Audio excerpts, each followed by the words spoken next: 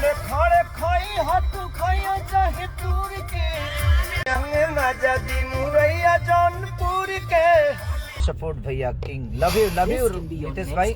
आप लोग का प्यार है तभी तो हम ऐसे ही आप सबके मनोरंजन में हमेशा कुछ ना कुछ नया करने की कोशिश करते हैं, चाहे वो सिनेमा के माध्यम से हो। एक पोस्टर भी मेरा रिलीज हुआ है आप सबके बीच में, फरिश्ते, एक अलग अद्भुत सिनेमा है वो।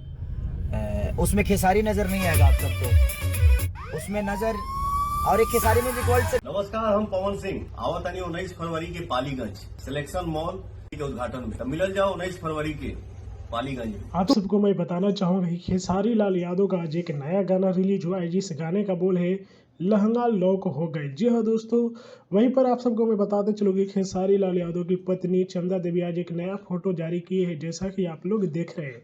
जी हाँ दोस्तों, आप सबको मैं बताते चलूँ कि खेसारी लाल यादव के सभी होली गाने बहुत धूम मचा रहे हैं और ट्रेंडिंग में भी पहुंच गए हैं। वहीं पर बात किया जाए तो पवन सिंह का अभी तक तो कोई गाना आया नहीं है, लेकिन जल्द ही होली गाना आने वाला है। बाकी पवन सिंह और खेसारी लाल यादव के विवाद पर चल रहे हैं, क्या आप लोगों का कहना है कमेंट में हमें बताइएगा।